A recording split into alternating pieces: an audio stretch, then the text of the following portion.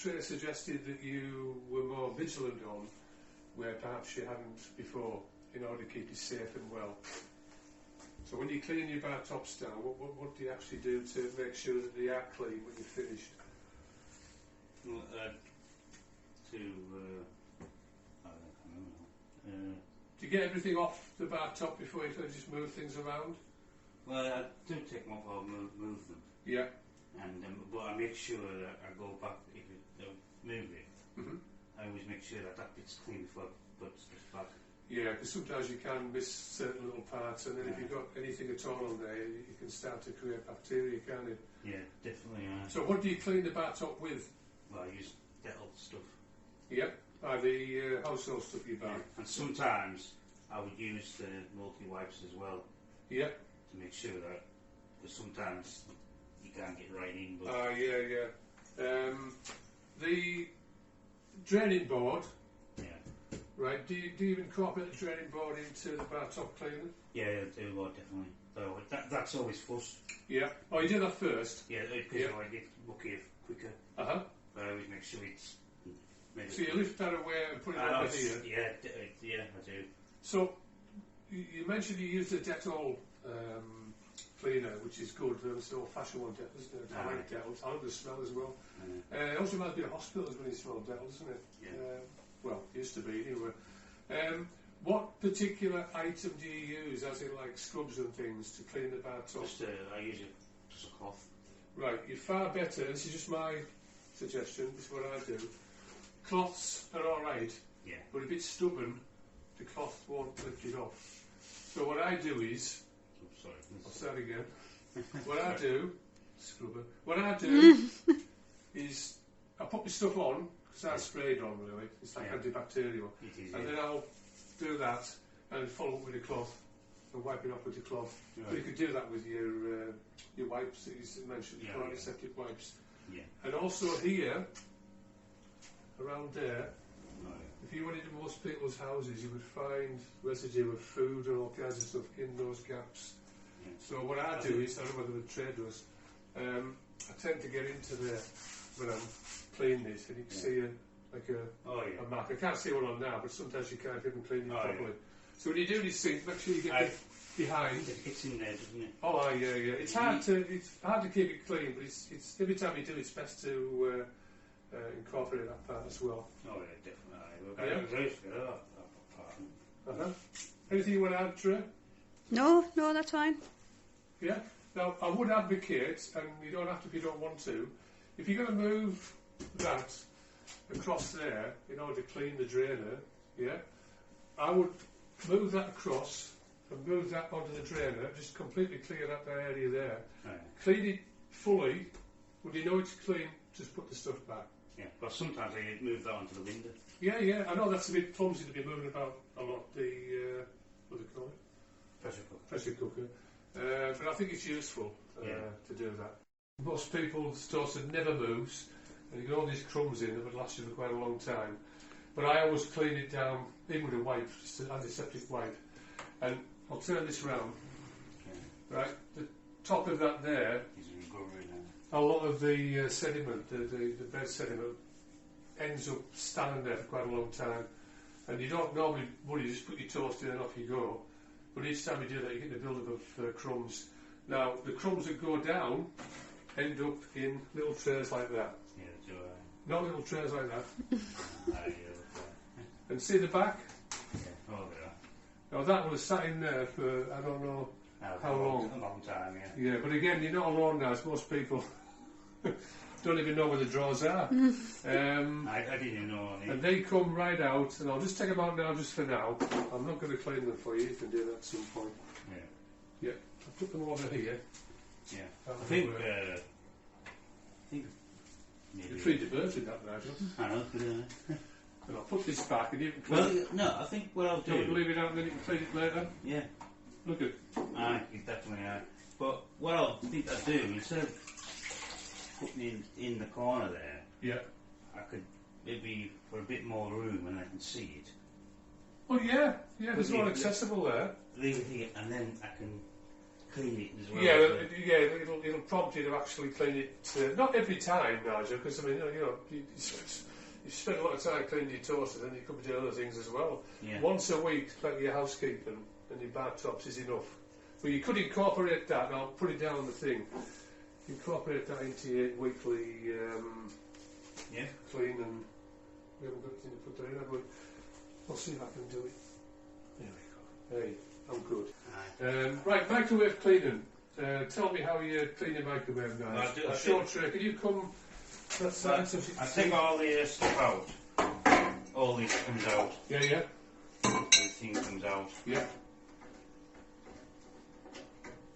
That comes out as well. I'll put it on top of it. Oh, right, so you take it.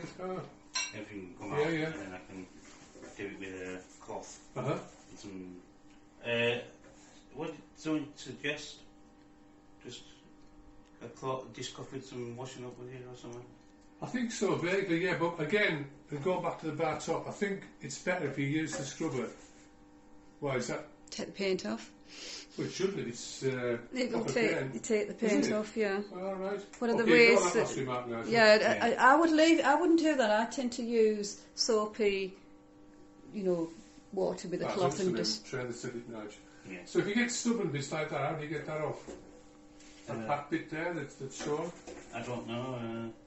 How would that work with the cloth? Well, the thing is, the microwave, I would say, is more important to keep on top of. If you see it, you do it right away, because if you leave it and you're cooking, it hardens it and it gets much harder to get off because you have to try and soak it then. So this is one of those that if you see it, Nige, when it happens, you do it right away and wipe it off. It'll build up, yeah. It builds up. So what, do you put an antibacterial spray in there as well? You can. You can do. As long as it's not too toxic. Some things you can't use. It's just that. What about? I've got. The wipes would do. The wipes would do. I use wipes. Yeah. The wipes as well. Yeah. So you've done that, and then you just wipe it down with a damp cloth when you finish cleaning it, days. Yeah. Is that right? Then how do you wash your other parts? I put them in the sink. In the sink, yeah. Yeah, I wash them in the sink. I put them in there and give it a wash. Yeah, I do as well. Because it's just easy to do it that way. Mm-hmm. So that's that. Now, what about the top and the doors and that? I give them a wipe with a damp cloth and some washing bit. And give them a full clean. Yeah, is that what? Yeah. Yeah. And same with the outside as well. Yeah, definitely. Yeah. Do all that. That's okay. Now, anything you want to add to that now as well? No, really. No, I do give it a good clean. And make sure all the stuff is. It's all right. Pressure cooker. Yeah. Yeah, we've got a cross. Now there's the inside and the outside. So how do you clean the pressure cooker? I'm taking it all off. Like that. Yeah, and is this? You do that for the inside and the outside. You take everything out. Yeah. So what do you use to clean your pressure cooker? Well, I use that stuff you gave me. Yeah, that's spray. Yeah. Which is specifically for the pressure cooker. Yeah. And you spray it in. Now, you do that, but on a weekly basis, when you're using this, because this is, the stuff you use for the other is not for every week, is it? It's like every other week.